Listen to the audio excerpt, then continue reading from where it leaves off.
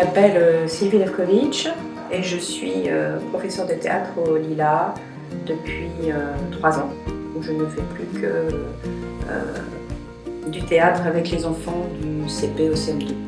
J'ai commencé la mise en scène il y a 15 ans, donc en France, avec des enfants en grande difficulté scolaire, et j'ai utilisé le théâtre comme un moyen d'aide à ces enfants-là qui ne parlaient pas français et qui étaient en très grande difficulté. Je me suis formée plus spécifiquement, je me suis tournée vers la mise en scène des enfants en faisant des stages en France, à Paris, aux États-Unis. Et je suis au Lila depuis 2007. Donc, je travaille sur les campus de Pasadena, West Valley et Los Feliz. Donc pendant un semestre, plus particulièrement avec les CM1 et les CM2. Et pour le deuxième semestre, je commencerai à travailler avec les classes de C20 et CE2. Et sur Los Feliz avec les classes de CP. Pour les CM2, nous travaillons en fait sur les fourberies de Scapin de Molière, donc avec les 5 classes de CM2 des 3 campus. Chaque classe présentera une partie et l'ensemble de la pièce sera présenté à Burbank le 26 janvier. Ce qui permettra aux enfants de se rencontrer, les enfants de tous les campus de se rencontrer pour préparer le voyage à Paris qui aura lieu en mars, et aussi pour qu'il y ait des interactions et qu'ils se connaissent avant d'entrer en 6e à Burbank.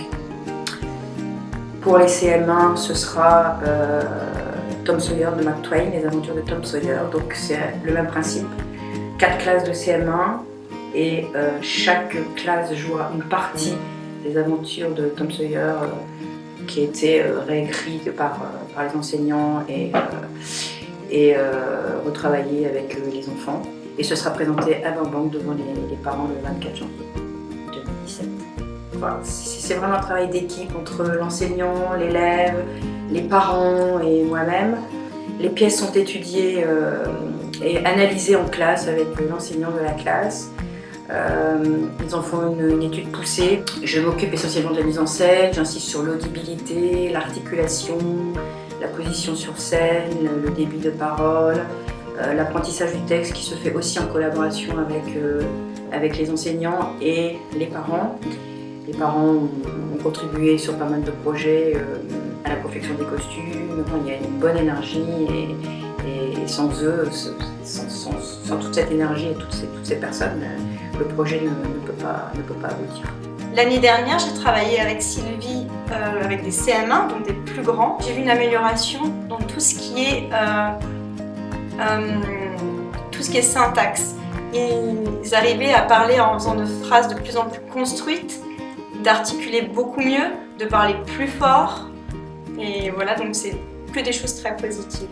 Que dire du théâtre? C'est un projet qui avait été construit pour développer les compétences de communication et de langage chez les élèves et aussi les mettre dans des situations pas toujours typiques d'une situation de classe assis devant un maître. Alors moi j'ai vu une amélioration chez les élèves que j'avais l'année dernière, avant le projet et après le projet.